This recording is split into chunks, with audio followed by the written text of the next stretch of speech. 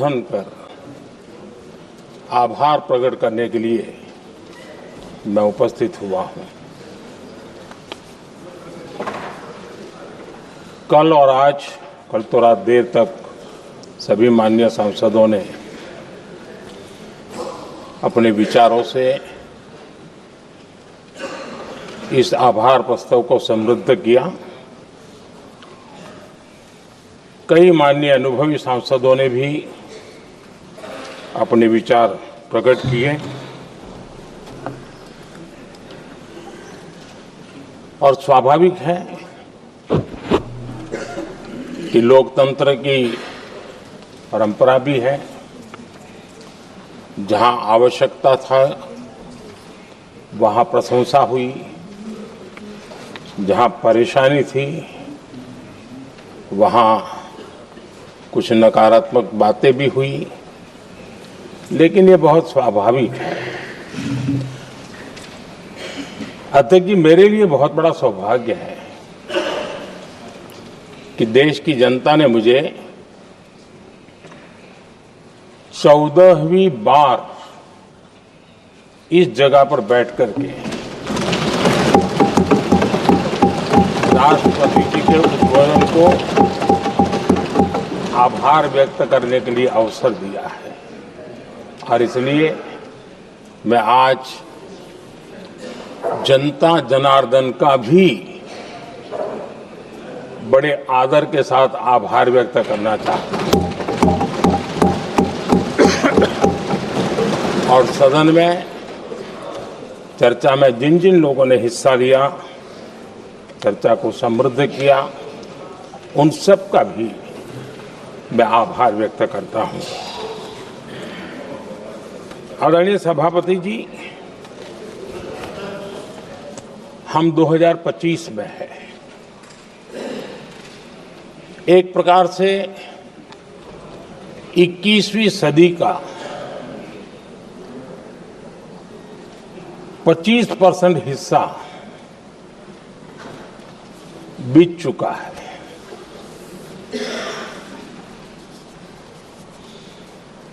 समय तय करेगा 20वीं सदी के आजादी के बाद और 21वीं सदी के प्रथम 25 साल में क्या हुआ, कैसा हुआ।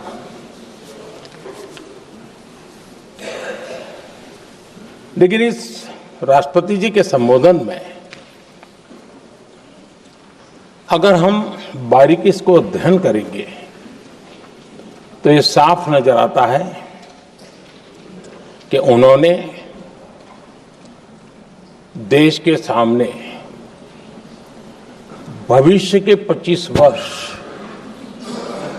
और विकसित भारत के लिए एक नया विश्वास जगाने वाली बात,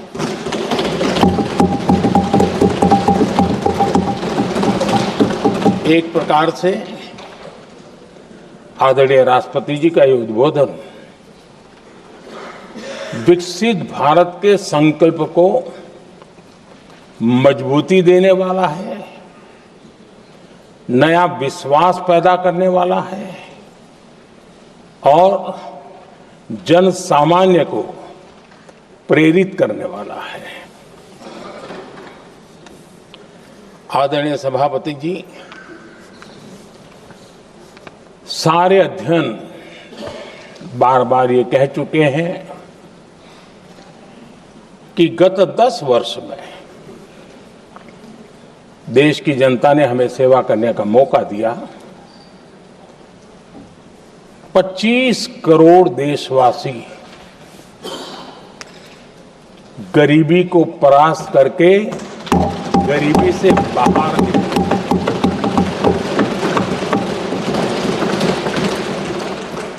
आदरणीय सभापति जी, 5 दशक तक गरीबी हटाओ के नारे सुने हो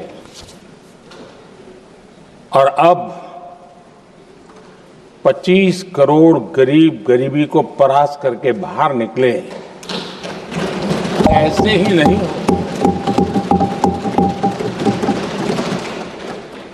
योजनाबद्ध तरीके से, समर्पित भाव से, अपनेपन की पूरी संवेदनशीलता के साथ जब गरीबों के लिए जीवन खपाते हैं ना, तब ये होता है। आदरणीय सभापति जी, जब जमीन से जुड़े लोग जमीन की सच्चाई को जानते हुए जमीन पर जीवन खपाते हैं, तब जमीन पर बदलाव निश्चित होके रहता है।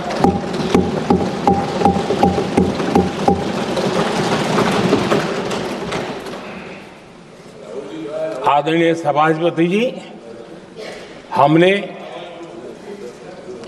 गरीब को झूठे नारे नहीं, हमने सच्चा विकास दिया।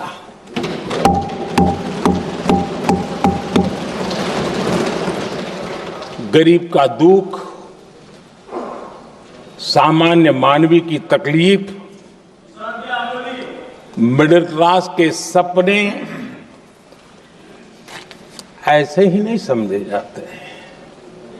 आदरणीय सभापति जी, इसके लिए एक जज्बा चाहिए।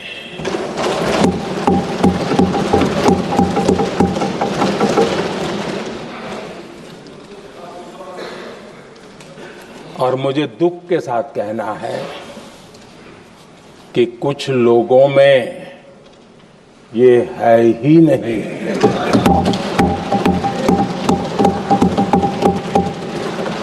आदरणीय सभापति जी, बारिश के दिनों में कच्ची छत, फुसकी, प्लास्टिक की चादर वाली छत, उससे नीचे जीवन गुजारना कितना मुश्किल होता है। पल पल सपने रौंद दिए जाते हैं, ऐसे पल होते हैं, ये हर कोई नहीं समझ सकता।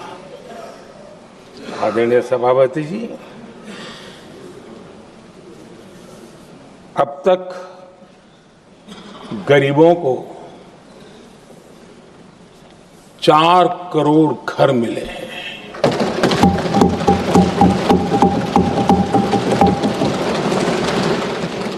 जिसने उस जिंदगी को जिया है ना, उसे समझ होती है कि पक्की छत वाला घर मिलने का मतलब क्या होता है। आदरणीय सभापति जी, एक महिला जब खुले में शौच जाने के लिए मजबूर हो जाती है, वो या तो सूर्योदय के पहले या सूर्यास्त के बाद, कठिनाइयों के झेलने के बाद इस छोटा सा अपना नित्य कर्म करने के लिए निकल सकती है। तब उसे क्या तकलीफ होती थी, ऐसे लोग समझ नहीं सकते। आदरणीय सभापति जी, हमने 12 करोड़ से ज्यादा शौचालय बनाकर बहनों बेटियों की मुश्किलें दूर की।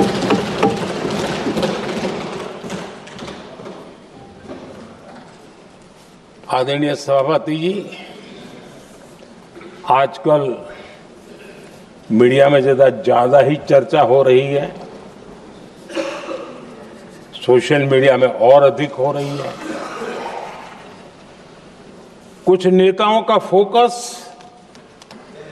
घरों में जकूजी पर, स्टाइलिश शावर्स पर, लेकिन हमारा फोकस तो हर घर जल पहुंचाने पर है।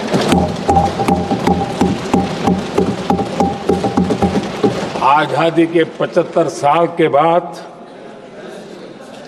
देश में 75% करीब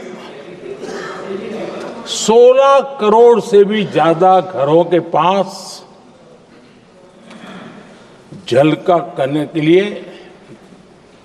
नल का कनेक्शन नहीं था। हमारी सरकार ने 5 साल में 12 करोड़ परिवारों को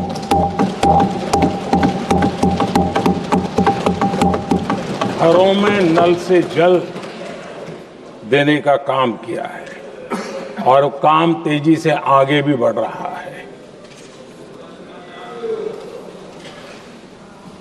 आदरणीय सभापति जी, हमने गरीबों के लिए इतना काम किया और इसके कारण आदरणीय राष्ट्रपति जी ने अपने अभिभाषण में इसका विस्तार से वर्णन किया है।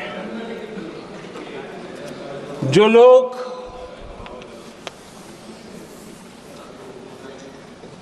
गरीबों की झोपड़ियों में फोटो सेशन कराकर अपना मनोरंजन करते रहते हैं, उन्हें संसद में गरीबों की बात बोरिंग ही लगेगी।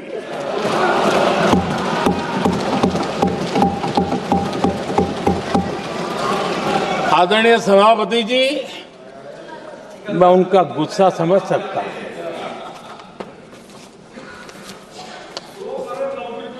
आदरणीय सभापति जी,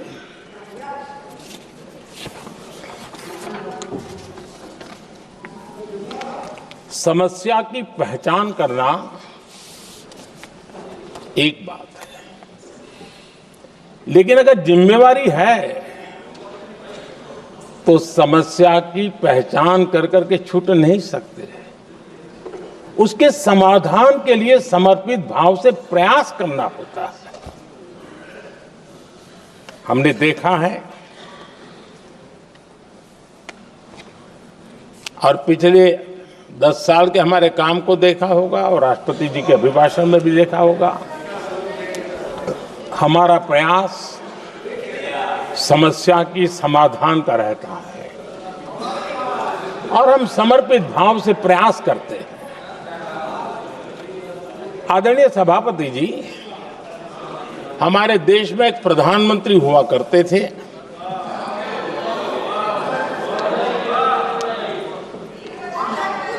उनको मिस्टर क्लीन करने कहने की एक फैशन हो गई थी। उस प्रधानमंत्री जी को मिस्टर क्लीन कहने की फैशन हो गई थी। उन्होंने एक समस्या को पहचाना था और उन्होंने कहा था कि दिल्ली से 1 रुपया निकलता है तो गांव में 15 पैसा पहुंचता है। अब उस समय तो पंचायत से लेकर पार्लियामेंट तक एक ही पार्टी का राज था। पंचायत से पार्लियामेंट तक एक ही पार्टी का राज था और उस समय उन्होंने सार्वजनिक रूप से कहा था कि 1 रुपया निकलता है 15 पैसा पहुंचता है। बहुत गजब की हाथ सफाई थी।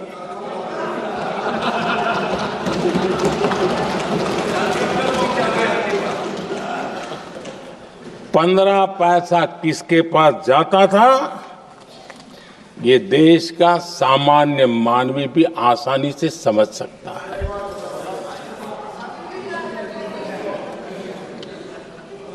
आदरणीय सभापति जी, देश ने हमें अवसर दिया, हमने समाधान खोजने का प्रयास किया। हमारा मॉडल है बचत भी विकास भी। जनता का पैसा जनता के लिए। हमने जनधन, आधार, मोबाइल की जेम ट्रिनिटी बनाई और डीबीटी से डायरेक्ट बेनिफिट ट्रांसफर ये देना शुरू किया। आदरणीय सभापति जी, हमारे कार्यकाल में हमने 40 लाख करोड़ रुपया सीधा जनता जनार्दन के खाते में जमा किया। आदरणीय सभापति जी, इस देश का दुर्भाग्य देखिए, सरकारें कैसी चलाई गई, किसके लिए चलाई गई। माननीय सदस्य, मैं सबसे आपसे आग्रह कर रहा हूं, आप सदन की गरिमा बनाए रखें। बैठे बैठे कोई माननीय सदस्य टिप्पणी नहीं करे, उचित नहीं है, ये गलत तरीका है आपका। ये सदन की मर्यादा नहीं है आपकी। आप प्रोटेक्ट करना चाहते हो उनको इस तरीके से, गलत तरीका, ये गलत तरीका है। आप बैठे बैठे टिप्पणी करना चाहते हैं।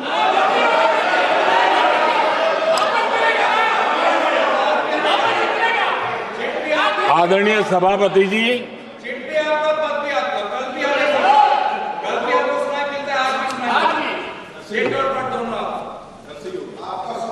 जब ज्यादा बुखार चढ़ जाता है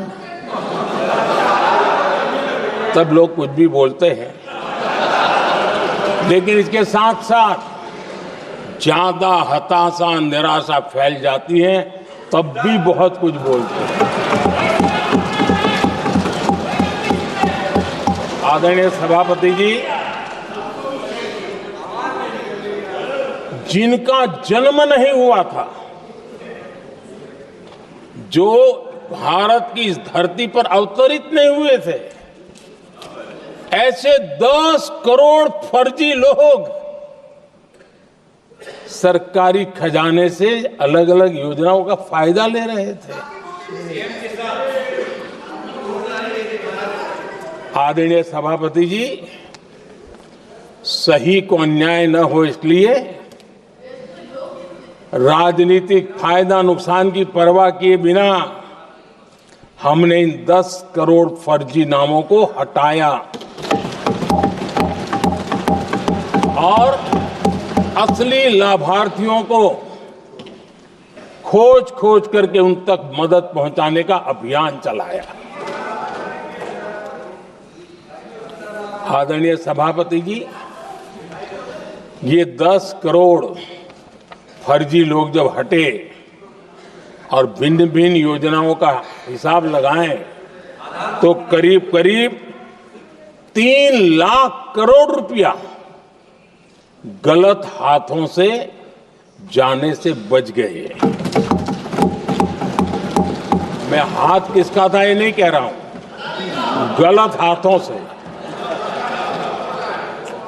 आदरणीय सभापति जी, हमने सरकारी खरीद में भी टेक्नोलॉजी का भरपूर उपयोग किया, ट्रांसपेरेंसी लाए और जेम पोर्टल, जो आज राज्य सरकारें भी उसका उपयोग कर रही है, जेम पोर्टल से जो खरीदी हुई, उससे आमतौर पर जो खरीदी होती है उससे कम पैसों में खरीदी हुई और सरकार के 1,15,000 करोड़ रुपए की बचत हुई।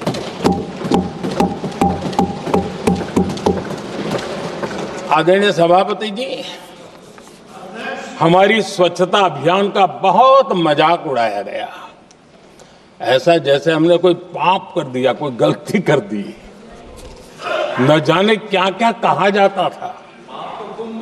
लेकिन आज मुझे संतोष से कहना है कि इन सफाई के कारण हाल के वर्षों में सिर्फ सरकारी दफ्तरों से जो कबाड़ बेचा गया ना, उसमें 2300 करोड़ रुपया सरकार को मिले हैं। महात्मा गांधी ट्रस्टीशिप के सिद्धांत की बात करते थे। वो कहते थे कि हम ट्रस्टी हैं, ये संपत्ति जनता जनार्दन की है और इसलिए हम पाई पाई को एक ट्रस्टीशिप के सिद्धांत के आधार पर बचाने की और सही जगह पर उपयोग करने का प्रयास करते हैं। और तब जाकर के स्वच्छता अभियान से कबाड़ बेचकर 2300 करोड़ रुपया देश की सरकार के खजाने में आ रहा है।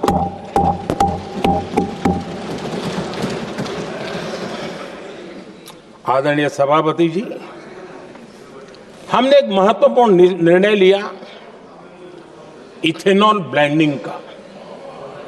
हम जानते हैं हम एनर्जी इंडिपेंडेंट नहीं है, हमें बाहर से लाना पड़ता है।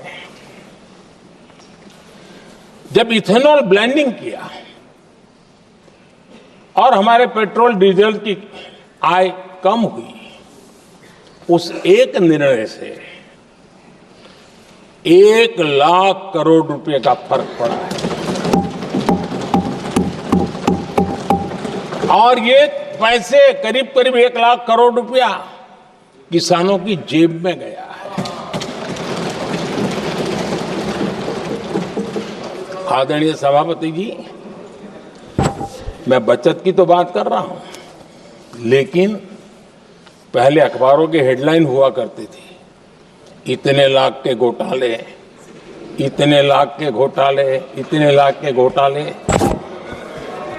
10 साल हो गए, ये घोटाले न कर करके, घोटाले न होने से भी देश के लाखों करोड़ रुपए बचे हैं जो जनता जनार्दन की सेवा में लगे हैं।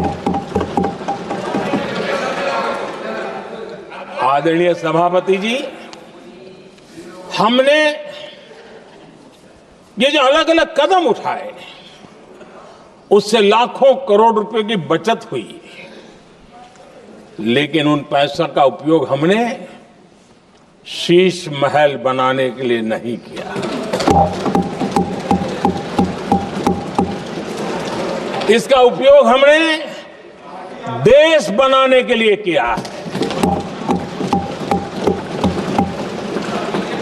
इंफ्रास्ट्रक्चर का बजट 10 साल पहले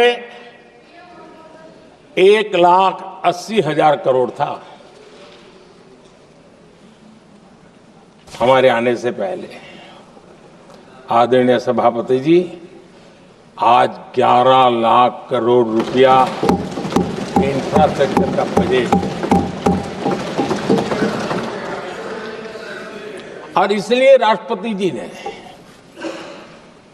भारत की नींव कैसी मजबूत हो रही है इसका वर्णन इसमें किया है। रोड हो, हाईवे हो, रेलवे हो, ग्राम सड़क हो, इन सभी कामों के लिए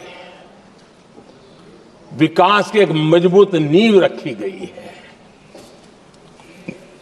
आदरणीय सभापति जी, सरकारी खजाने में बचत हुई वो तो एक बात है और वो करना भी चाहिए, जैसा मैंने ट्रस्टीशिप की बात कही, लेकिन हमने इस बात पर भी ध्यान रखा है कि जन सामान्य के उनको भी बचत का लाभ मिलना चाहिए। योजना ऐसी हो ताकि जनता को भी बचत हो। और आपने देखा होगा आयुष्मान भारत योजना, बीमारी के कारण सामान्य मानवी को जो खर्च होता था, अब तक जिन लोगों ने इसका बेनिफिट लिया है, उसी के हिसाब से मैं कहता हूं कि करीब करीब देशवासियों का आयुष्मान योजना का बेनिफिट लेते के कारण जो खर्चा उनको अपने जेब से करना पड़ता, वैसे 1,20,000 करोड़ रुपया जनता जनार्दन के बचे हैं।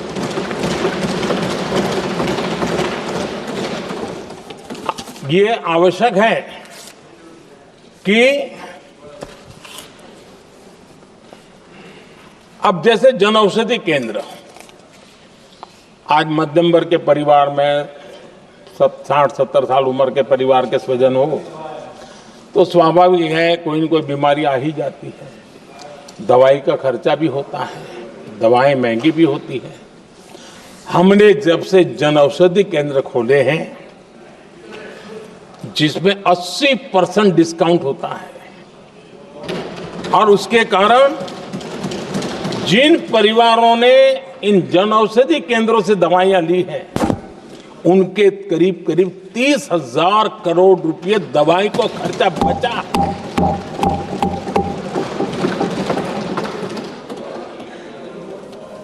आदरणीय अध्यक्ष जी, यूनिसेफ का भी अनुमान है, उनका कहना है कि जिसके घर में स्वच्छता और टॉयलेट बना, उन्होंने इसका बड़ा सर्वे किया था, उस परिवार को करीब करीब साल भर में 70,000 रुपए की बचत हुई है। स्वच्छता अभियान कहो, टॉयलेट बनाने का काम कहो, शुद्ध जल पहुंचाने का काम करो, कितना बड़ा फायदा हमारे सामान्य परिवार को हो रहा है। आदरणीय अध्यक्ष जी, नल से जल, मैंने प्रारंभ में उसका उल्लेख किया। WHO की एक रिपोर्ट आई है। WHO का कहना है कि नल से जल शुद्ध पानी मिलने के कारण उन परिवारों में जो अन्य बीमारियों के खर्चे होते थे, औसत 40,000 रुपया परिवार का बचा है।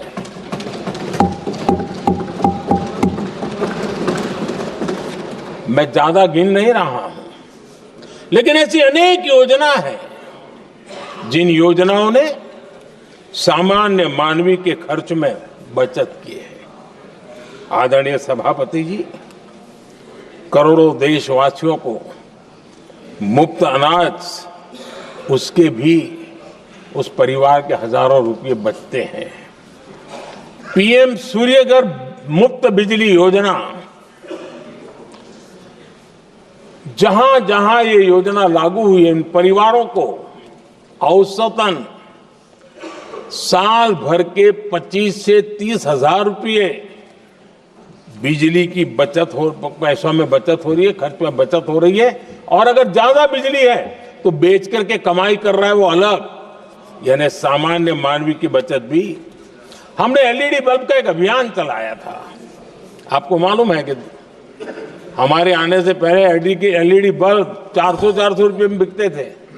हमने इतना अभियान चलाया, उसकी कीमत 40 रुपया हो गई।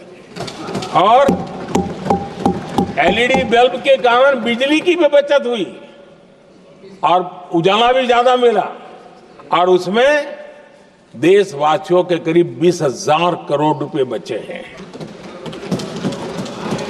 आदरणीय सभापति जी, जिन किसानों ने सॉइल हेल्थ कार्ड का वैज्ञानिक तरीके से उपयोग किया है, उनको बहुत फायदा हुआ है, और ऐसे किसानों को प्रति एकड़ 30,000 रुपए की बचत हुई है। आदरणीय अध्यक्ष जी, बीते 10 साल में इनकम टैक्स को कम करके भी हमने मिडिल क्लास की बचत को बढ़ाने का काम किया है।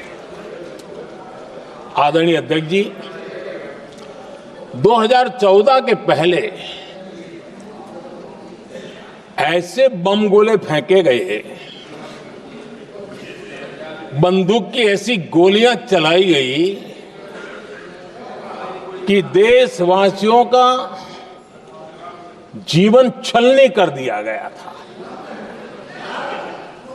हमने धीरे धीरे उन घावों को भरते भरते आगे बढ़े।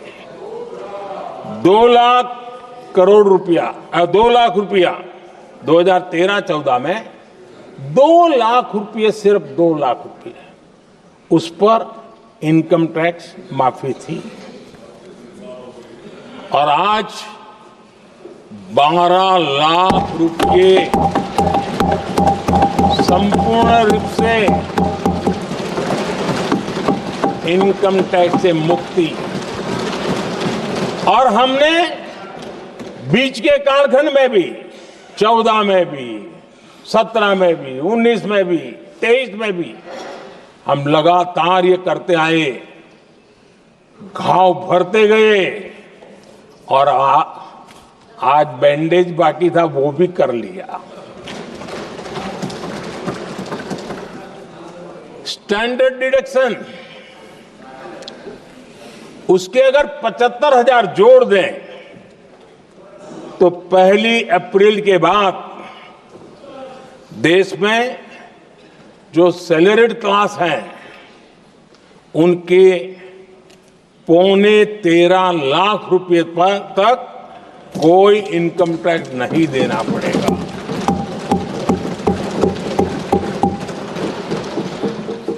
आदरणीय सभापति जी, आप जिस समय युवा मोर्चा में काम करते थे तब एक बात आप सुनते होंगे, पढ़ते भी होंगे, एक प्रधानमंत्री आए दिन 21वीं सदी बोला करते थे। एक प्रकार से रट गया था, तकिया कलाम जैसा हो गया था, तो बोलते थे 21वीं सदी। जब इतनी बार बोला जाता था तो उस समय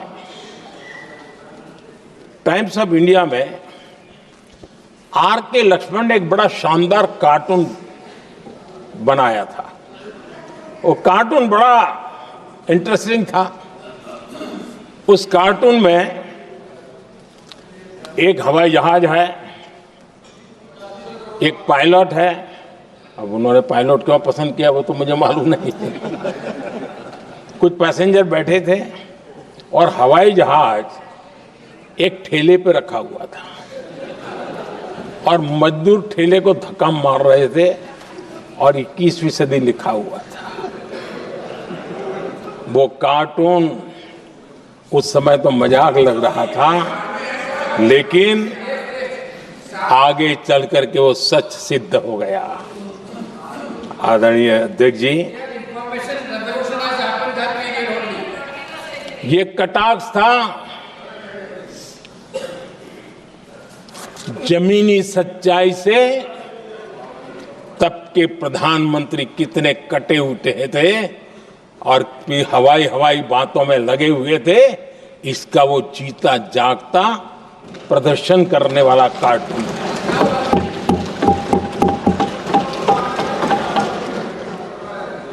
आदरणीय अध्यक्ष जी, जिन्होंने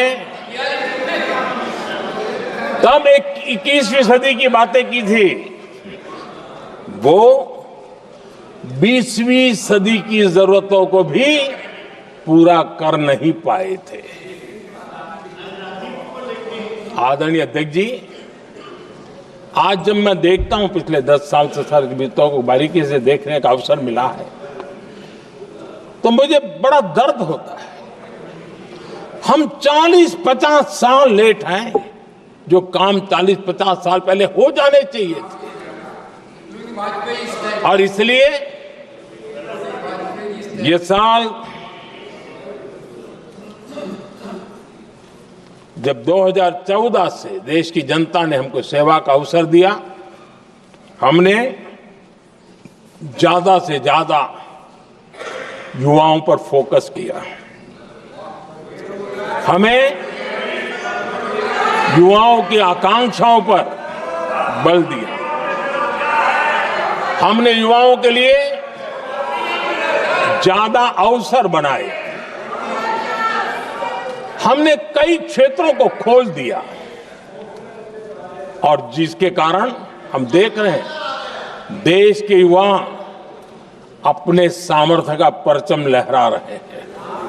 देश में हमने स्पेस सेक्टर को खोल दिया, डिफेंस सेक्टर को खोला, सेमीकंडक्टर मिशन लेकर के आए इनोवेशन को बढ़ावा देने के लिए अनेक नई योजनाओं को हमने आकार दिया। स्टार्टअप इंडिया इकोसिस्टम पूरा डेवलप किया। और इस बजट में भी आदरणीय अध्यक्ष जी एक बहुत महत्वपूर्ण निर्णय हुआ है। 12 लाख की आय पर इनकम टैक्स की माफी, ये समाचार इतना बड़ा बन गया कि बहुत सी महत्वपूर्ण चीजों पर अभी भी कुछ लोगों का ध्यान नहीं गया है। वो महत्वपूर्ण निर्णय हुआ है। हमने न्यूक्लियर एनर्जी सेक्टर को ओपन कर दिया और इसके दूरगामी सकारात्मक प्रभाव और परिणाम देश को देखने के लिए मिलने वाले हैं। आदरणीय अध्यक्ष जी, AI, 3D printing, robotics, virtual reality की चर्चा हम तो गेमिंग का भी महात्मा क्या होता है इसके लिए भी प्रयास करने वाले लोगों में से। मैंने देश के नौजवानों से कहा है कि दुनिया का गेमिंग क्रिएशन का, क्रिएटिविटी वर्ल्ड का कैपिटल भारत क्यों न बने। और मैं देख रहा हूं बहुत तेजी से हमारे लोग काम कर रहे हैं।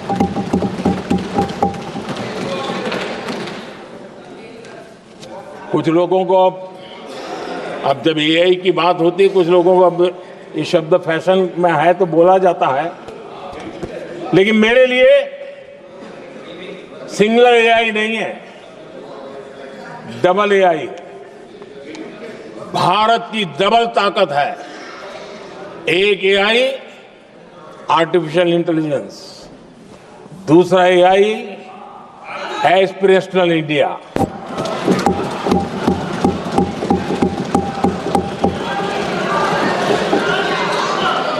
हमने स्कूलों में 10,000 टिंकरिंग लैब्स शुरू किए और आज उन टिंकरिंग लैब से निकले बच्चे रोबोटिक्स बना करके लोगों को चकित कर रहे हैं।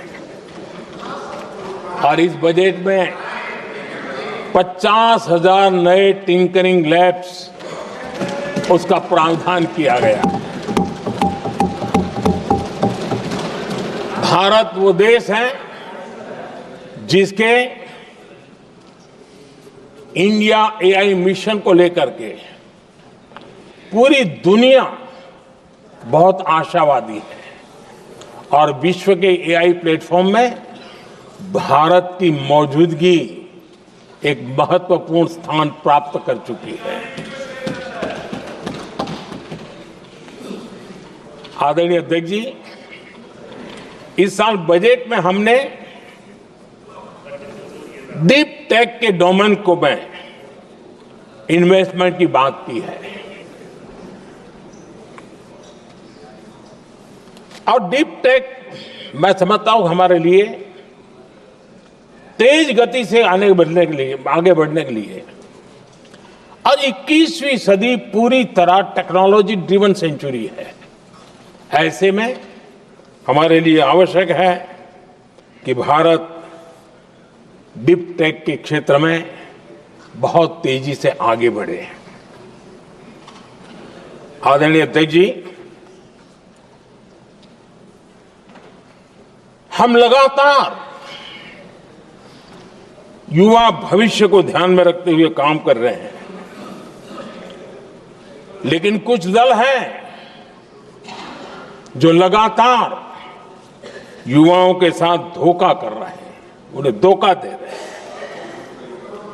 ये दल चुनाव के दरमियान ये भत्ता देंगे, वो भत्ता देंगे, वादा तो करते हैं लेकिन पूरा नहीं करते हैं। ये दल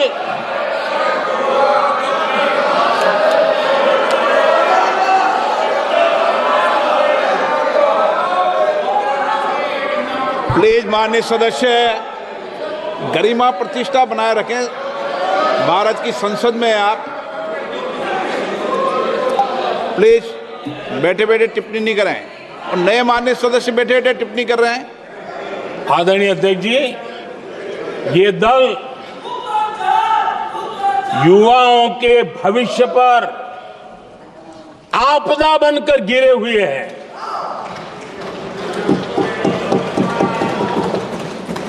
आदरणीय अध्यक्ष जी, हम कैसे काम करते हैं ये हरियाणा में अभी अभी देश ने देखा है। बिना खर्ची, बिना पर्ची नौकरी देने का वादा किया था, सरकार बनते ही नौकरी मिल गई नौजवानों को। हम जो कहते हैं उसी का परिणाम है। आदरणीय अध्यक्ष जी, हरियाणा में तीसरी बार भव्य विजय और हरियाणा में के इतिहास में तीसरी बार विजय, ये अपने आप में ऐतिहासिक घटना है। आदरणीय अध्यक्ष जी, महाराष्ट्र में भी ऐतिहासिक परिणाम, जनता जनार्दन के आशीर्वाद। महाराष्ट्र के इतिहास में सत्ता पक्ष के पास इतनी सीटें पहली बार, ये जनता जनार्दन के आशीर्वाद से हम करके आए हैं।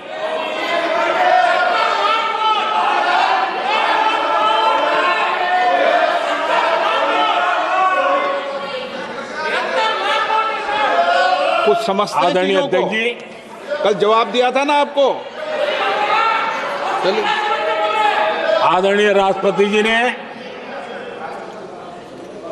अपने अभिभाषण में हमारे संविधान के 75 वर्ष होने पर भी विस्तार से चर्चा की है। आदरणीय अध्यक्ष जी, संविधान में जो धाराएं हैं उसके साथ साथ संविधान का एक स्पिरिट भी है, और संविधान को मजबूती देने के लिए संविधान की भावना को जीना पड़ता है। और मैं आज उदाहरणों के साथ बताना चाहता हूं, हम वो लोग हैं जो संविधान को जीते हैं।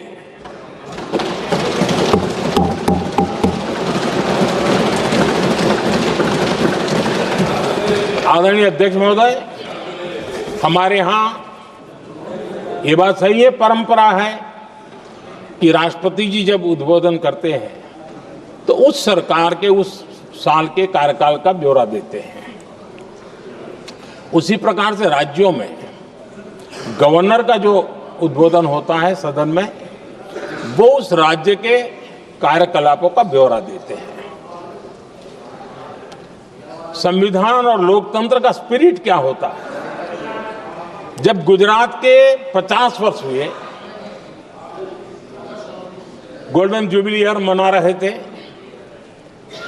और सद्भाग्य से मुझे उस समय मुख्यमंत्री के रूप में सेवारत था मैं, तो हमने एक महत्वपूर्ण निर्णय किया। हमने किया इस गोल्डन जुबली ईयर में पिछले 50 वर्ष में सदन में जितने भी गवर्नर के भाषण हुए, मतलब उस समय की सरकारों का ही वाहवाही उसमें होती है, हमने कहा कि उन 50 साल में जितने भी गवर्नर के भाषण हुए हैं, सबको ही एक पुस्तक के रूप में तैयार किया जाए, ग्रंथ बनाया जाए, और आज सभी लाइब्रेरीज में वो ग्रंथ अवेलेबल है। मैं तो बीजेपी वाला था, गुजरात में तो ज्यादातर कांग्रेस की सरकारें रही थी, उन सरकारों के गवर्नर के भाषण थे, लेकिन उसको भी प्रसिद्ध कराने का काम भाजपा से बना एक मुख्यमंत्री कर रहा था। क्यों? हम संविधान को जीना जानते हैं, हम संविधान को समर्पित है, हम संविधान के स्पिरिट को समझते हैं। आदरणीय अध्यक्ष जी, आप जानते हैं 2014 में जब हम आए तब मान्य विपक्ष नहीं था, रिकॉग्नाइज्ड अपोजिशन पार्टी नहीं थी, उतने अंक भी लेकर के कोई नहीं आए थे। भारत के अनेक कानून ऐसे थे कि हमें पूरी स्वतंत्रता थी उस कानून के हिसाब से काम करने की। अनेक कमेटियां ऐसी थी जिसमें लिखा था लीडर्स ऑफ अपोजिशन उसमें आएंगे, लेकिन अपोजिशन था ही नहीं, रिकॉग्नाइज्ड अपोजिशन नहीं था। ये हमारा संविधान जीने का स्वभाव था, ये हमारा संविधान का स्पिरिट था, ये हमारी लोकतंत्र की मर्यादाओं का पालन करने का इरादा था। हमने तय किया कि भले मान्य विपक्ष नहीं होगा, रिकॉग्नाइज्ड अपोजिशन नहीं होगा, लेकिन जो सबसे बड़े दल का सब नेता है उसको मीटिंगों में बुलाएंगे। ये लोकतंत्र का स्पिरिट होता है, तब होता है।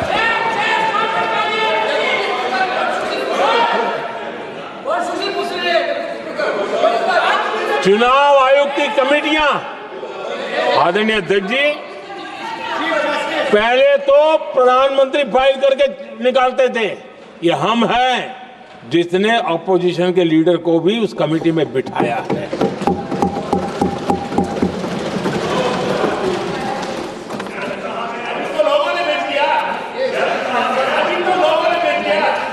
और हमने इसके लिए कानून भी बनाया और आज विधिवत रूप से इलेक्शन कमीशन बनेगा तो अपोजिशन लीडर भी उसके निर्णय की प्रक्रिया में हिस्सा होंगे।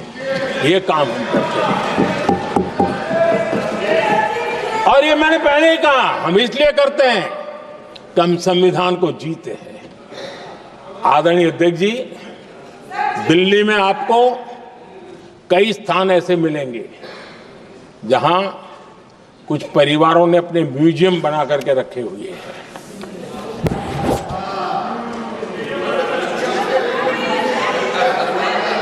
जनता जनार्दन के पैसों से काम हो रहा है।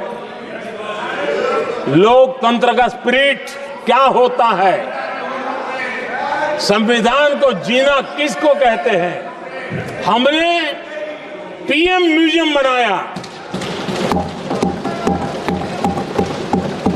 और देश के पहले से लेकर के मेरे पूर्व तक के सभी प्रधानमंत्रियों के जीवन को और उनके कार्य को उस पीएम म्यूजियम बनाया गया है। और मैं तो चाहूंगा कि पीएम म्यूजियम में जो जो महापुरुष हैं उनके परिवारजनों ने समय निकाल करके उस म्यूजियम को देखना चाहिए और उसमें कुछ जोड़ने की लगता है तो सरकार का ध्यान आकर्षित करना चाहिए ताकि वो म्यूजियम समृद्ध हो और देश के बालकों को प्रेरणा। ये होता है संविधान की भावना। अपने लिए तो सब करते हैं, खुद के लिए जीने वालों की जमात बहुत छोटी नहीं है। संविधान के लिए जीने वाले यहां बैठे हैं।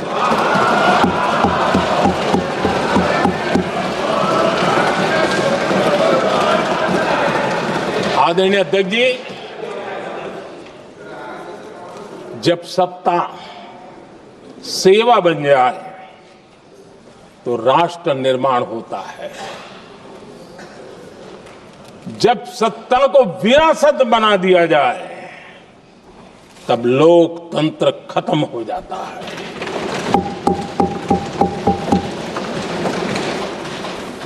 आदरणीय अध्यक्ष जी,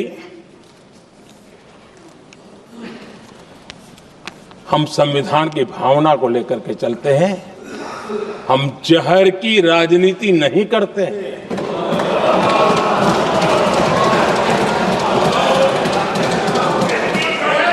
हम देश की एकता को सर्वोपरि रखते हैं और इसलिए सरदार वल्लभ भाई पटेल का दुनिया का सबसे ऊंचा स्टैच्यू बनाते हैं और स्टैच्यू ऑफ यूनिटी देश को जोड़ने का जिस महापुरुष ने काम किया उसका हम स्मरण करते हैं। और वो भाजपा के नहीं थे, वो जनसंघ के नहीं थे। हम संविधान को जीते हैं, इसलिए इस सोच से आगे बढ़ते हैं।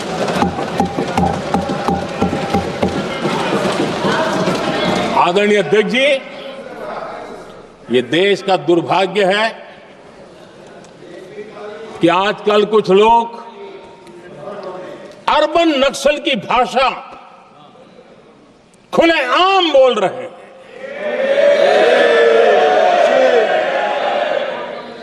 और अर्बन नक्सल जिन बातों को बोलते हैं, इंडियन स्टेट के सामने मोर्चा लेना, ये अर्बन नक्सल की भाषा बोलने वाले इंडियन स्टेट के खिलाफ लड़ाई की घोषणा करने वाले न संविधान को समझ सकते हैं, न देश की एकता को समझ सकते हैं।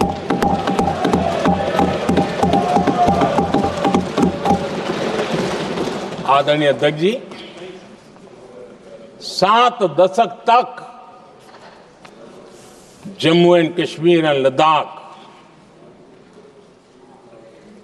उसे संविधान के अधिकारों से वंचित रखा गया।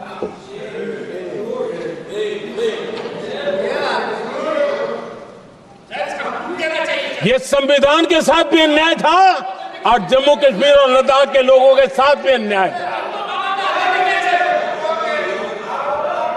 हमने आर्टिकल 370 की दीवार गिरा दी। अब जम्मू कश्मीर और लद्दाख के उन राज्यों को, देशवासियों को जो अधिकार हैं, वो अधिकार उनको मिल रहे हैं। और संविधान का महात्म्य हम जानते हैं, संविधान की भावना को जीते हैं, इसलिए ऐसे मजबूत निर्णय भी हम करते हैं। आदरणीय अध्यक्ष जी, हमारा संविधान हमें भेदभाव करने का अधिकार नहीं देता है। जो लोग संविधान को जेब में लेकर के जीते हैं, उनको पता नहीं है कि आपने मुस्लिम महिलाओं को कैसी मुसीबतों में जीने के लिए मजबूर कर दिया था। हमने ट्रिपल तलाक का खात्मा कर करके संविधान की भावना के अनुरूप मुस्लिम बेटियों को हक देने का काम किया है, समानता का अधिकार दिया है।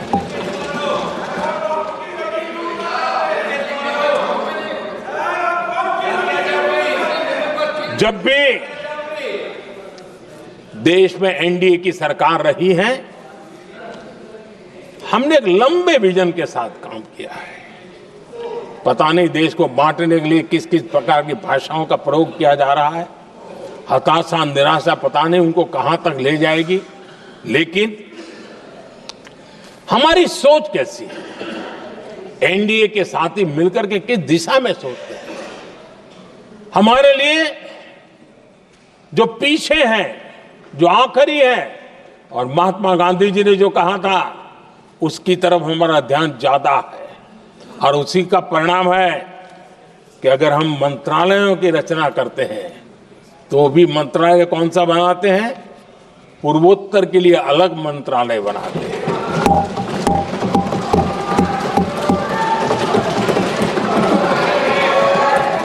हम देश में इतने साल हो गए, अटल जी आए तब तक किसी को समझ नहीं आया था। भाषण तो देते रहते हैं, आदिवासियों के लिए अलग मंत्रालय एनडीए ने बनाया। आदरणीय अध्यक्ष जी, हमारे दक्षिण के राज्य समुद्री तट से जुड़े हैं, हमारे पूर्व के कई राज्य समुद्री तट से जुड़े हैं। वहां के समाज में फिशरीज का काम और फिशरमैन की संख्या बहुत बड़ी तादाद में है, उनका भी ख्याल रखना चाहिए। और जमीन के भीतर के छोटे पानी के जो इलाके रहते हैं, वहां भी फिशरमैन के रूप में काम करने वाले समाज के आखिरी तबके के लोग हैं। ये हमारी सरकार है जिन्हें फिशरीज के लिए अलग मंत्रालय बनाया।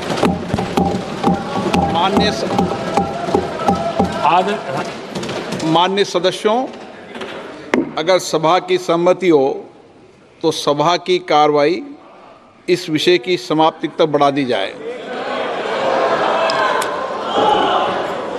माननीय प्रधानमंत्री जी। आदरणीय अध्यक्ष जी, समाज के दबे कुचले वंचित लोग,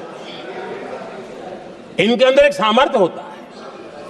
अगर स्किल डेवलपमेंट पर बल दिया जाए तो उनके लिए नए अवसर बन सकते हैं, उनकी आशा आकांक्षा के अनुरूप जिंदगी बना सकते हैं। और इसलिए हमने अलग स्किल मंत्रालय बनाया। आदरणीय अध्यक्ष जी, देश में लोकतंत्र का पहला धर्म होता है कि हम सत्ता को सामान्य से सामान्य नागरिक तक उसका अवसर मिले। और इस बात को ध्यान में रखते हुए भारत के कोऑपरेटिव सेक्टर को और समृद्ध बनाने के लिए और तंदुरुस्त बनाने के लिए देश के करोड़ों लोगों को जोड़ने का उसमें अवसर है। अनेक क्षेत्रों में कोऑपरेटिव मूवमेंट को बढ़ाया जा सकता है और उसको ध्यान में रखते हुए हमने अलग कोऑपरेटिव मंत्रालय बनाया। विजन क्या होता है ये यहां पता चलता है। आदरणीय अध्यक्ष जी, जाति की बातें करना कुछ लोगों के लिए फैशन बन गई है। पिछले 30 साल से सदन में आने वाले ओबीसी समाज के सांसद दलों के भेदभाव से ऊपर उठ करके एक होकर के 30-35 साल से मांग कर रहे थे कि ओबीसी कमीशन को संवैधानिक दर्जा दिया जाए। जिन लोगों को आज जातिवाद में मलाई दिखती है, उनको उस समय ओबीसी समाज की याद नहीं आई। ये हम हैं जिन्होंने ओबीसी समाज को संवैधानिक दर्जा दिया। पिछड़ा वर्ग आयोग आज संवैधानिक व्यवस्था में जो है। आदरणीय अध्यक्ष जी, हर सेक्टर में एससी, एसटी, ओबीसी को ज्यादा से ज्यादा अवसर मिले, उस दिशा में हमने बहुत मजबूती के साथ काम किया है। मैं आज इस सदन के माध्यम से देशवासियों को उनके सामने एक अहम सवाल रखना चाहता हूं। और अध्यक्ष महोदय, जरूर देशवासी मेरे इस सवाल पर चिंतन भी करेंगे और चौराहे पर चर्चा भी करेंगे। कोई मुझे बताएं, क्या एक ही समय में संसद में एससी वर्ग के एक ही परिवार के 3 सांसद कभी हुए हैं क्या? एससी वर्ग के एक ही परिवार के 3 सांसद कभी भी हुए क्या?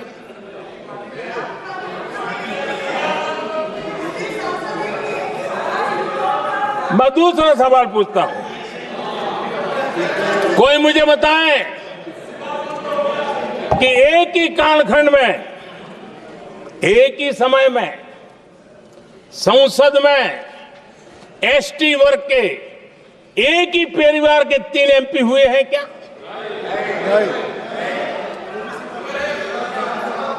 आदरणीय अध्यक्ष जी, कुछ लोगों की वाणी और व्यवहार में कितना फर्क होता है, मेरे एक सवाल के जवाब में मिला।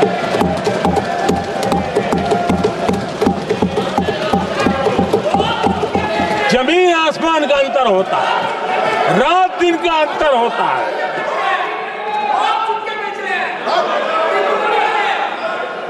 आदरणीय अध्यक्ष जी, हम एससी एसटी समाज को कैसे सशक्त कर रहे हैं? आदरणीय अध्यक्ष जी, समाज में तनाव पैदा किए बिना एकता की भावना को बरकरार रखते हुए समाज के वंचितों का कल्याण कैसे किया जाता है, इसका मैं एक उदाहरण देता हूं। 2014 में 2014 से पहले हमारे देश में मेडिकल कॉलेजों की संख्या 387 थी। 2014 के पहले मेडिकल कॉलेज की संख्या 387 थी। आज 780 मेडिकल कॉलेज हैं।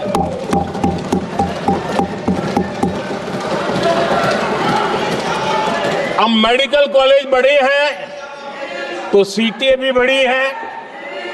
ये बहुत महत्वपूर्ण एंगल है आदरणीय अध्यक्ष जी, और इसलिए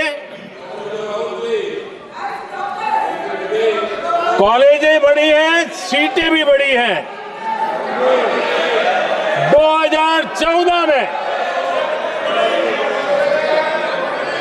2014 में हमारे देश में एससी छात्रों की 2014 से पहले हमारे देश में एससी छात्रों की एमबीबीएस की सीट 7,700 थी।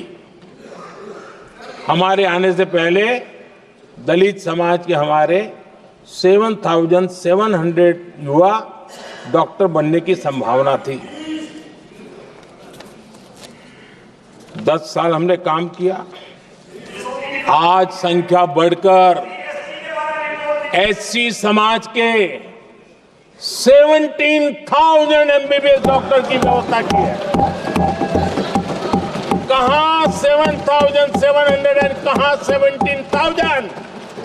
अगर दलित समाज का कोई कल्याण का और समाज में तनाव लाए बिना एक दूसरे के सम्मान को बढ़ाते हुए, आदरणीय अध्यक्ष जी, 2014 के पहले एसटी छात्रों के लिए एमबीबीएस की सीटें 3,800 थी। आज ये संख्या बढ़कर लगभग 9,000 हो गई है।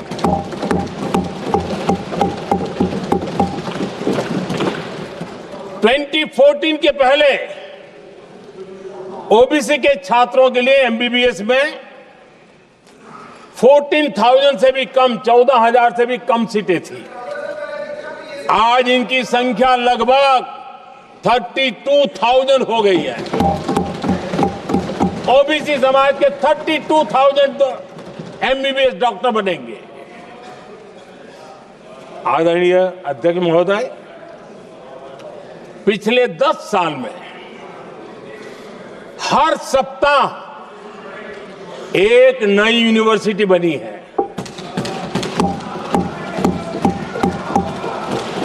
हर दिन एक नई आईटीआई बनी है।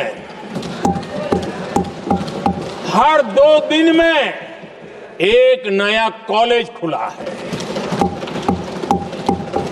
सोचिए, एससी, एसटी, ओबीसी हमारे युवा युवतियों के लिए कितनी वृद्धि हुई है, इसका आप अंदाज लगा सकते हैं। आदरणीय अध्यक्ष जी, हम हर योजना के पीछे लगे हैं 100% सिचुएशन, 100% उसको लागू करें। उसके जो भी लाभार्थी हैं वो उसमें छूट न जाए, उस दिशा में हम काम कर रहे हैं। पहले ताकि हम चाहते हैं कि जिसका हक है उसको मिलना चाहिए। अगर योजना है, उसका हक है, तो उस तक पहुंचना चाहिए। 1 रुपया और 15 पैसा वाला खेल नहीं चल सकता। लेकिन कुछ लोगों ने क्या किया, मॉडल ही ऐसा बनाया कि कुछ ही लोगों को दो, औरों को तड़पाओ और तुष्टीकरण की राजनीति करो। देश विकसित भारत बनाने के लिए तुष्टीकरण से मुक्ति पानी होगी। हमने रास्ता चुना है संतुष्टीकरण, तुष्टीकरण नहीं, संतुष्टीकरण। और उस रास्ते पर हम चले हैं। हर समाज, हर वर्ग के लोगों को बिना भेदभाव के जो उसके हक का है वो उसको मिलना चाहिए। ये है संतुष्टीकरण। और मेरे हिसाब से जब मैं 100% सैचुरेशन की बात करता हूं तो उसका मतलब होता है एक असल में सामाजिक न्याय है, ये असल में सेकुलरिज्म है और असल में ये संविधान का सम्मान है। आदरणीय अध्यक्ष जी, संविधान की भावना है सबको बेहतर स्वास्थ्य मिले, और आज कैंसर डे भी है। देश भर में और दुनिया भर में आज हेल्थ को लेकर के काफी चर्चा भी हो रही है। लेकिन कुछ लोग हैं जो गरीब को, बुजुर्गों को आरोग्य की सेवाएं मिले उसमें अड़ंगे डाल रहे हैं, और वो भी अपने राजनीतिक स्वार्थ के कारण। आज आयुष्मान से देश के 30,000 अस्पताल जुड़े हैं और अच्छे स्पेशलाइज प्राइवेट अस्पताल जुड़े हैं जहां आयुष्मान कार्ड वाले को मुफ्त इलाज मिलता है। लेकिन कुछ राजनीतिक दलों ने अपने संकुचित मानस के कारण, कुनीतियों के कारण गरीबों के लिए इन अस्पतालों के दरवाजे बंद करके रखे हुए हैं, और इसका नुकसान कैंसर के मरीजों को उठाना पड़ा है। पिछले दिनों पब्लिक हेल्थ जर्नल लैंसेट की स्टडी आई है। उसका कहना है कि आयुष्मान योजना से समय पर कैंसर का इलाज शुरू हो रहा है। सरकार कैंसर की जांच कराने के संबंध में बहुत ही गंभीर है, क्योंकि जितना जल्दी जांच हो, जितना जल्दी ट्रीटमेंट शुरू हो, हम कैंसर पेशेंट को बचा सकते हैं। और लैंसेट ने आयुष्मान योजना को क्रेडिट देते हुए कहा है कि भारत में इस दिशा में बहुत बड़ा काम हुआ है। आदरणीय अध्यक्ष जी, इस बजट में भी हमने कैंसर की दवाइयों को सस्ते करने की दिशा में बहुत बड़ा महत्वपूर्ण कदम उठाया। इतना ही नहीं, एक महत्वपूर्ण जो निर्णय लिया है वो आने वाले दिनों में, और जब आज कैंसर डे है तो मैं जरूर कहना चाहूंगा सभी माननीय सांसद इसका लाभ ले सकते हैं अपने इलाके के ऐसे मरीजों के लिए, और वो है मरीजों को, आप जानते हैं अस्पताल उतने नहीं होने के कारण भी काफी दिक्कत रहती है बाहर से आने वाले पेशेंट को। 200 डे केयर सेंटर बनाने का निर्णय इस बजट में किया गया। ये डे केयर सेंटर पेशेंट को भी, उसके परिवार को भी बहुत बड़ी राहत देने वाला काम करेगा। आदरणीय अध्यक्ष महोदय जी, राष्ट्रपति जी के भाषण की चर्चा के समय यहां विदेश नीति की भी चर्चा हुई और कुछ लोगों को लगता है जब तक फॉरेन पॉलिसी नहीं बोलते तब तक वो मैच्योर नहीं लगते, इसलिए उनको लगता है फॉरेन पॉलिसी तो बोलना चाहिए फिर भले ही देश का नुकसान हो जाए। मैं ऐसे लोगों को जरा कहना चाहता हूं,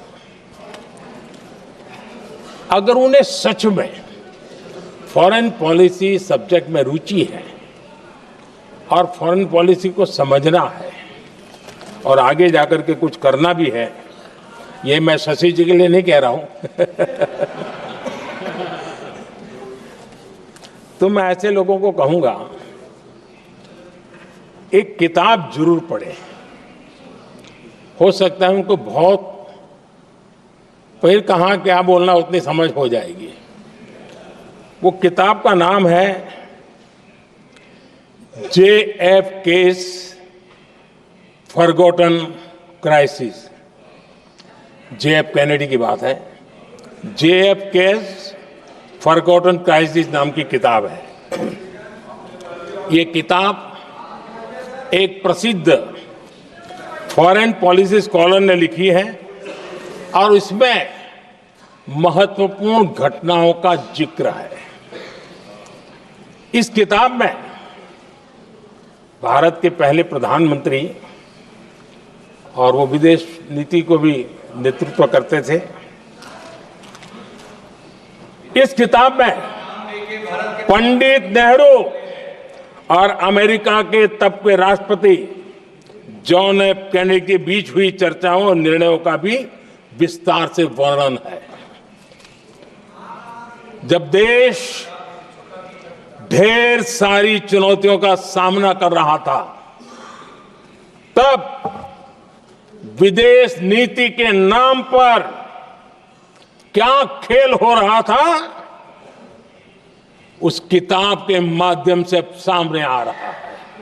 और इसलिए मैं कहूंगा कि जरा ये किताब पढ़िए। आदरणीय अध्यक्ष जी, गोरा है अब मत बोलो।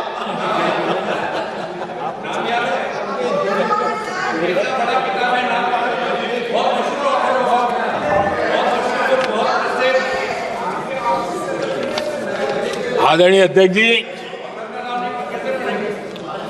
राष्ट्रपति जी के अभिभाषण के बाद एक महिला राष्ट्रपति जी एक गरीब परिवार की बेटी, उनका सम्मान न कर सके, आपकी मर्जी, लेकिन क्या क्या कहकर उनको अपमानित किया जा रहा है।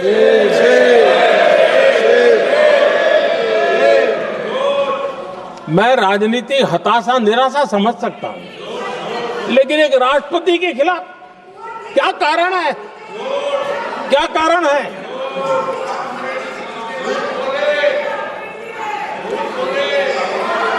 आदरणीय अध्यक्ष जी, आज भारत इस प्रकार की विकृत मानसिकता को छोड़ करके, उस सोच को छोड़ करके विमेन लेड डेवलपमेंट के मंत्र को लेकर के आगे बढ़ रहा है। अगर आधी आबादी उसको अगर पूरा अवसर मिले तो भारत 2 गुनी रफ्तार से आगे बढ़ सकता है, और ये मेरा विश्वास है। 25 साल से इस क्षेत्र में काम करने के बाद मेरा विश्वास और दृढ़ हुआ है। आदरणीय अध्यक्ष जी, पिछले 10 साल में सेल्फ हेल्प ग्रुप्स अब तक 10 करोड़ नई महिलाएं एसएचजी में जुड़ी है, और ये महिलाएं वंचित परिवारों से, ग्रामीण बैकग्राउंड से, समाज के अंतिम पायदान पर बैठी इन महिलाओं का सामर्थ्य बढ़ा, उनका सामाजिक स्तर भी ऊपर उठा और सरकार ने इनकी मदद 20 लाख रुपए तक बढ़ा दी है ताकि वो इस काम को आगे बढ़ा सके। उनकी कार्यक्षमता बढ़े, उसका स्केल बढ़े, उस दिशा में हम प्रयास कर रहे हैं और उसका आज ग्रामीण अर्थव्यवस्था पर बहुत ही सकारात्मक प्रभाव हो रहा है। आदरणीय अध्यक्ष जी, राष्ट्रपति जी ने अपने अभिभाषण में लखपति दीदी अभियान की चर्चा की है। हमारी नई सरकार तीसरी बार बनने के बाद अब तक जो जानकारियां रजिस्टर हुई है उस हिसाब से 50 लाख से ज्यादा लखपति दीदी की जानकारी हम तक पहुंची है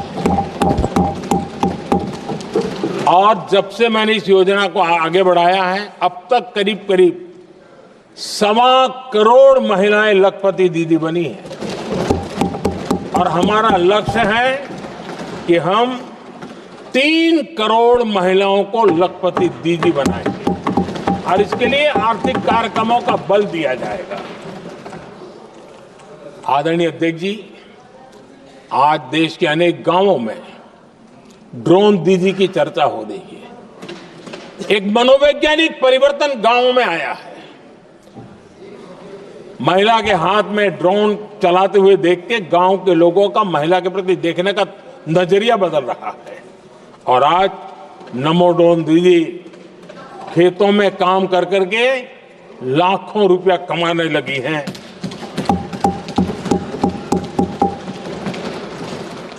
मुद्रा योजना भी नारी शक्ति के लिए उसके सशक्तिकरण की बहुत बड़ी भूमिका अदा कर रहा है। करोड़ों महिलाएं पहली बार मुद्रा योजना लेकर के उद्योग के अंदर अपने कदम रखे हैं और उद्योगपति की भूमिका में आई है। आदरणीय अध्यक्ष जी, 4 करोड़ परिवारों को जो घर दिए उसमें से करीब करीब 75% मकान ऐसे हैं जिसके मालिकाना हक महिलाओं को मिला है। आदरणीय अध्यक्ष जी, ये बदलाव 21वीं सदी के सशक्त भारत की नींव रख रहा है। आदरणीय अध्यक्ष जी, विकसित भारत का लक्ष्य ग्रामीण अर्थव्यवस्था उसको सशक्त बिना किए बिना हम विकसित भारत का निर्माण नहीं कर सकते और इसलिए रूरल इकोनॉमी के हर क्षेत्र को हमने स्पर्श करने का प्रयास किया है और हम जानते हैं रूरल इकोनॉमी में खेती किसानी का बहुत महत्व रहता है। विकसित भारत के 4 स्तंभों में हमारा किसान एक मजबूत स्तंभ है। बीते दशक में खेती के बजट में 10 गुना वृद्धि की गई है, 10 टाइम। 2014 के बाद की बात मैं बताता हूं और ये बहुत बड़ा जंप है। आदरणीय अध्यक्ष जी, आज जो लोग यहां किसान की बातें करते हैं, 2014 से पहले यूरिया मांगने पर लाठी पड़ती थी, रात रात कतारों में खड़ा रहना पड़ता था और वो जमाना था जब खाद किसानों के नाम पर निकलती थी लेकिन खेत में नहीं पहुंचती थी, कहीं और ही काले बाजारी में, और 1 रुपया 15 पैसा वाला हाथ की सफाई का खेल चलता था। आज किसान को पर्याप्त खाद मिल रही है। कोविड का महासंकट आया, सारी सप्लाई चेन डिस्टर्ब हो गई, दुनिया में अनाप शनाप दाम बढ़ गए और परिणाम ये हुआ कि क्योंकि हम यूरिया पर डिपेंडेंट हैं, हमें बाहर से लाना पड़ता है। आज भारत सरकार को जो बोरा यूरिया का 3000 रुपए में पड़ता है, सरकार ने वो झेला और किसान को 300 से भी कम कीमत पर दिया है, 300 रुपए से कम। किसान को ज्यादा से ज्यादा फायदा हो, इसके लिए लगातार हम काम कर रहे हैं। आदरणीय अध्यक्ष जी, किसानों को सस्ती खाद मिले, इस एक काम के लिए पिछले 10 साल में 12 लाख करोड़ रुपया खर्च किया गया है।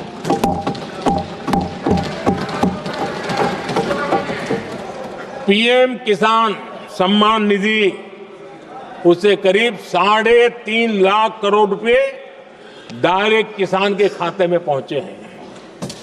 हमने रिकॉर्ड एमएसपी भी बढ़ाया और पहले की तुलना में बीते दशक में 3 गुना अधिक हमने खरीदी की है।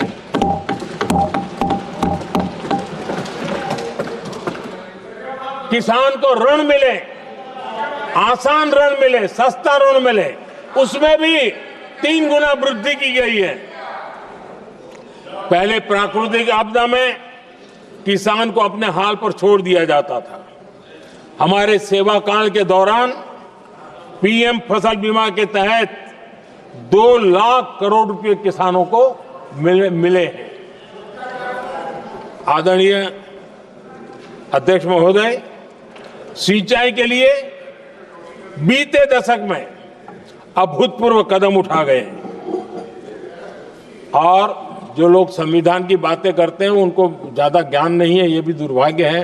बहुत कम लोगों को मालूम होगा कि हमारे देश में डॉक्टर बाबा साहब आम्बेडकर ने पानी की योजनाओं को लेकर इतना उनका विजन क्लियर था, इतना व्यापक था और इतना समावेशी था, जो आज भी हम लोगों को प्रेरणा देता है।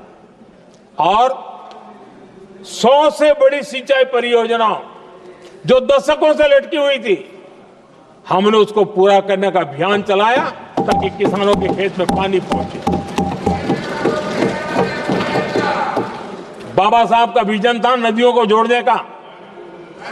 नदियों जोड़ने की वकालत बाबा साहब आम्बेडकर ने की थी, लेकिन सालों तक, दशकों दशक बीत गए, कुछ नहीं हुआ।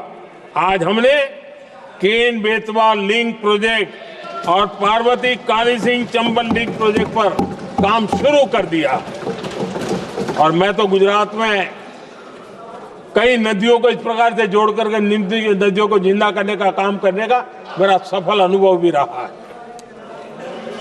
आदरणीय अध्यक्ष महोदय, हर देशवासी का इस सपना होना चाहिए, हम सबका सपना होना चाहिए कि दुनिया के हर डाइनिंग टेबल पर made in India food packet क्यों न हो। आज मुझे खुशी होती है जब भारत की चाय, इसके साथ साथ अब हमारी कॉफी भी दुनिया में अपनी महक फैला रही है, बाजारों में धूम मचा रही है। इवन हमारा टर्मरिक कोविड के बाद सबसे ज्यादा मांग बढ़ी है। आदरणीय अध्यक्ष जी, आप जरूर देखेंगे आने वाले समय में हमारा प्रोसेस सी फूड, और जिसको लेकर कुछ लोगों को पता नहीं कब क्यों दर्द हुआ, बिहार का मखाना दुनिया में पहुंचने वाला है।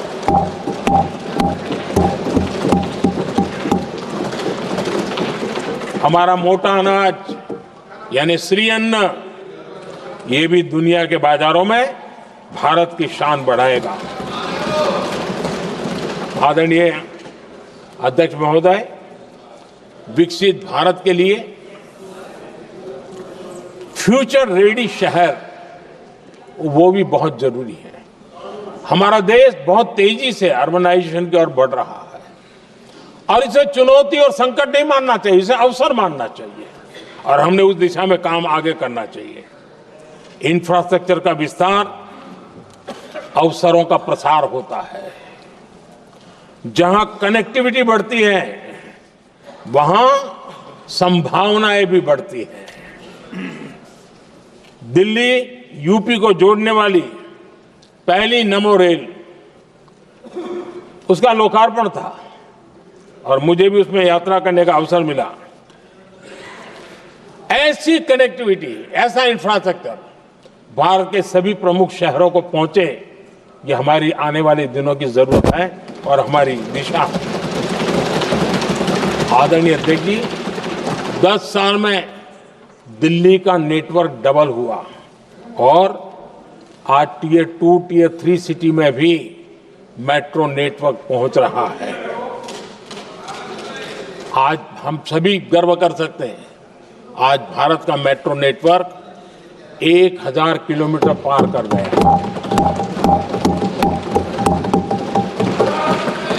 और इतना ही नहीं, वर्तमान में 1000 किलोमीटर और उस पर भी काम चल रहा है। यानी हम कितना तेजी से आगे बढ़ रहे हैं। आदरणीय अध्यक्ष जी, प्रदूषण को कम करने की दिशा में भी कई इनिशिएटिव भारत सरकार ने लिए हैं। 12,000 इलेक्ट्रिक बस हमने देश में दौड़ाना शुरू किया है और दिल्ली को भी बड़ी सेवा करी है, हमने दिल्ली को भी दिया है। आदरणीय अध्यक्ष जी, हमारे देश में एक नया अर्थव्यवस्था हमेशा समय समय पर का विस्तार होता रहता है। आज बड़े शहरों में गिग इकोनॉमी एक महत्वपूर्ण एरिया डेवलप हो रहा है। लाखों युवा इसमें जुड़ रहे हैं। हमने इस बजट में कहा है कि ई श्रम पोर्टल पर ऐसे गिग वर्कर अपनी रजिस्ट्री करवाएं और वेरिफिकेशन के बाद उनको इस न्यू एज सर्विस इकोनॉमी है उसको हम किस प्रकार से सहायता कर सकें और उनको एक आईडी कार्ड मिले ई श्रम पोर्टल पे आने के बाद। और हमने कहा है कि इन गिग वर्कर्स को आयुष्मान योजना का भी लाभ दिया जाएगा ताकि गिग वर्कर को एक सही दिशा में जाने की सुविधा मिलेगी। और एक अनुमान है कि आज देश में करीब करीब 1 करोड़ गिग वर्कर है और उस दिशा में भी हम काम कर रहे हैं। आदरणीय अध्यक्ष महोदय, एमएसएमई सेक्टर बहुत बड़ी मात्रा में जॉब के अवसर लेकर आता है और ये ऐसा क्षेत्र है कि जिसमें रोजगार की अपार संभावनाएं हैं। ये छोटे उद्योग आत्मनिर्भर भारत के प्रतीक है। देश की अर्थव्यवस्था में हमारा एमएसएमई सेक्टर बहुत बड़ा योगदान दे रहा है। हमारी नीति साफ है, एमएसएमई को सरलता, सहूलियत और संबल, एक ऐसा क्षेत्र है जिसमें रोजगार की संभावना है। और इस बार हमने मिशन मैन्युफैक्चरिंग उस पर बल दिया है और एक मिशन मोड में हम मैन्युफैक्चरिंग सेक्टर मतलब कि एमएसएमई को बल देना और एमएसएमई के माध्यम से अनेक नौजवानों को रोजगार देना और स्किल डेवलपमेंट से रोजगार के लिए नौजवानों को तैयार करना, ऐसे पूरी इकोसिस्टम को हम बल देते हुए आगे बढ़ रहे हैं।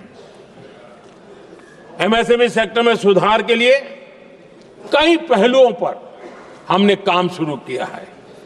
एमएसएमई के लिए क्राइटेरिया 2006 में बनाया गया था, उसे अपडेट नहीं किया गया।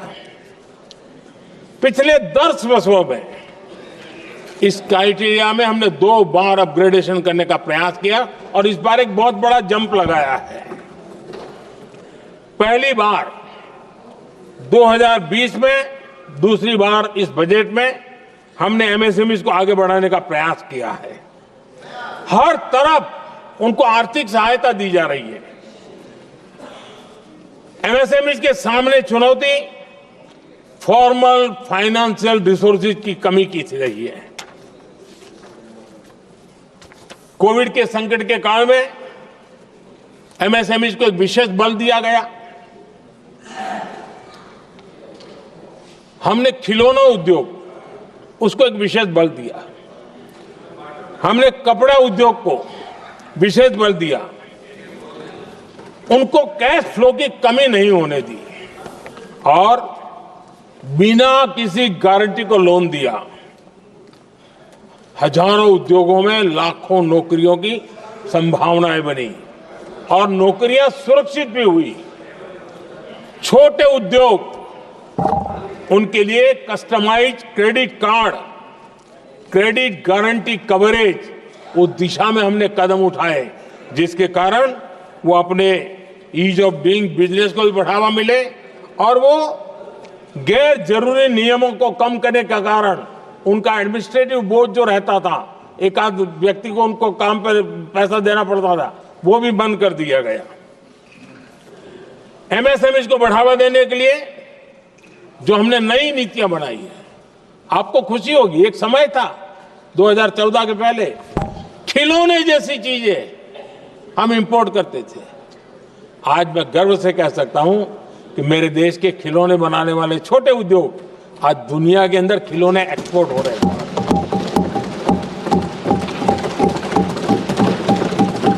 और आयात में बहुत बड़ी गिरावट आई है। निर्यात में करीब 239% वृद्धि हुई है। एमएसएमई के जरिए संचालित ऐसे कई सेक्टर्स हैं जो दुनिया भर में अपनी पहचान बना रहे हैं।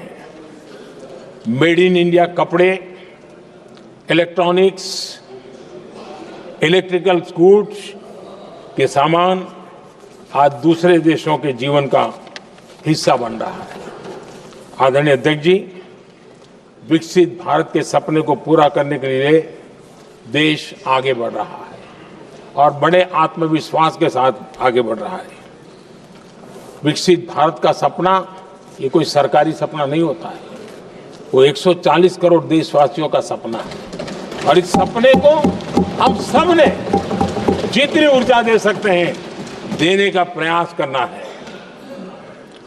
और दुनिया में उदाहरण है, 20-25 साल के कालखंड में दुनिया के कई देश विकसित बनकर के दिखाया है। तो भारत के पास तो सामर्थ्य अपार है। हमारे पास डेमोग्राफी है, डेमोक्रेसी है, डिमांड है, हम क्यों नहीं कर सकते? इस विश्वास के साथ हमें आगे बढ़ना है और हम भी 2047 जब देश आजाद होगा, तब आजादी के 100 साल होंगे जब, तब हम विकसित भारत बन के रहेंगे। ये सपने लेकर के चलना चाहिए। और आदरणीय अध्यक्ष जी, मैं विश्वास से कहता हूं हमें और बड़े लक्ष्य पार करने और हम करके रहेंगे। और माननीय अध्यक्ष जी, ये तो अभी हमारी तीसरी ही टर्म है।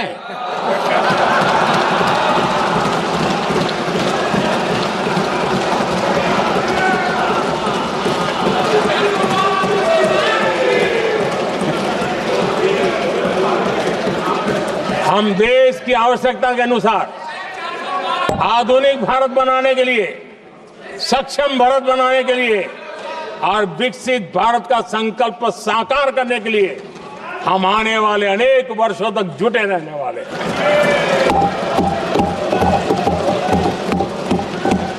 आदरणीय अध्यक्ष जी, मैं सभी दलों से आग्रह करता हूं, सभी नेताओं से आग्रह करता हूं, देशवासियों से आग्रह करता हूं, अपनी अपनी राजनीतिक विचारधाराएं होंगी, अपने अपने राजनीतिक कार्यक्रम होंगे, लेकिन देश से बड़ा कुछ नहीं हो सकता है।